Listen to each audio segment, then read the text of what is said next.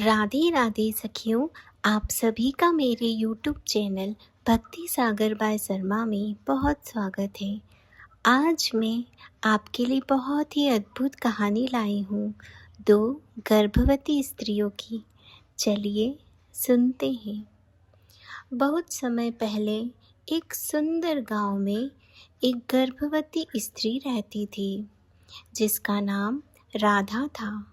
उसका स्वभाव बहुत ही शांत और प्रेम से भरा हुआ था।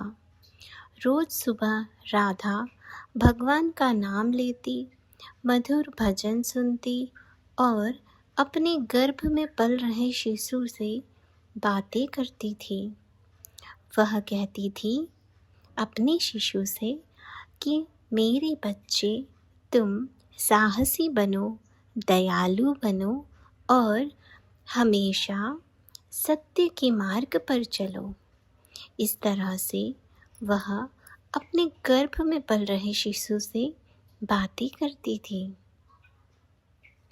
लेकिन उसी गांव में एक और महिला रहती थी, जिसका नाम कमला था।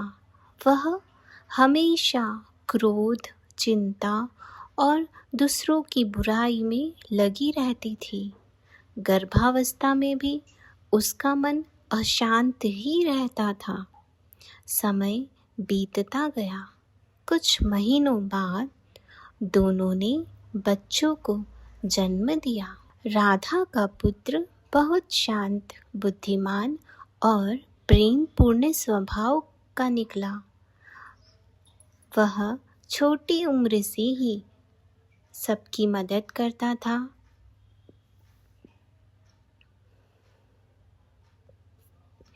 और उसके चेहरे पर हमेशा मुस्कान रहती थी।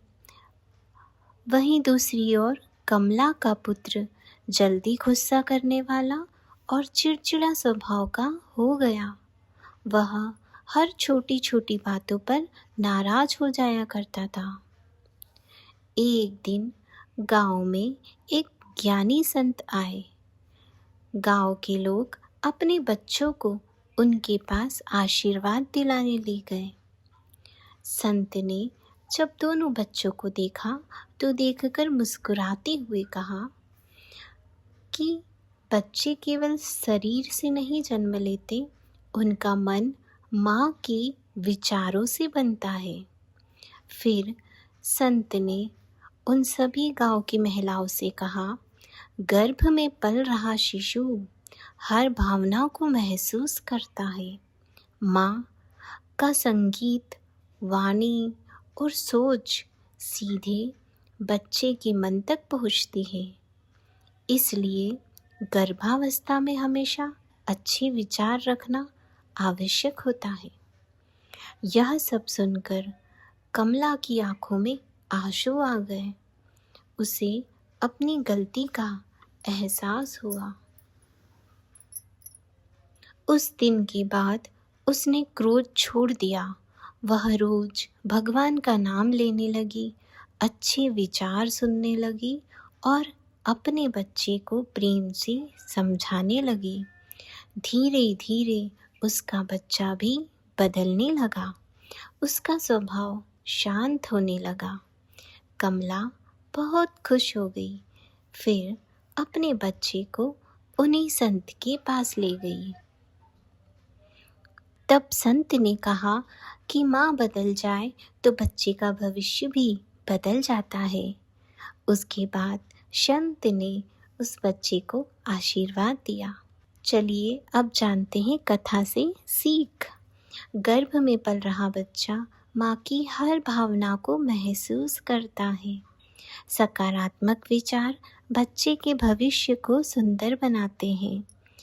गर्भावस्था में भजन, अच्छी बातें और शांत स्वभाव बहुत आवश्यक होता है। सखियों, इसी प्रकार यह कहानी यहीं समाप्त होती है। इस कहानी को उन सभी गर्भवती स्त्रियों में जाकर जरूर साझा करें। धन्यवाद। जय श्री कृष्णा।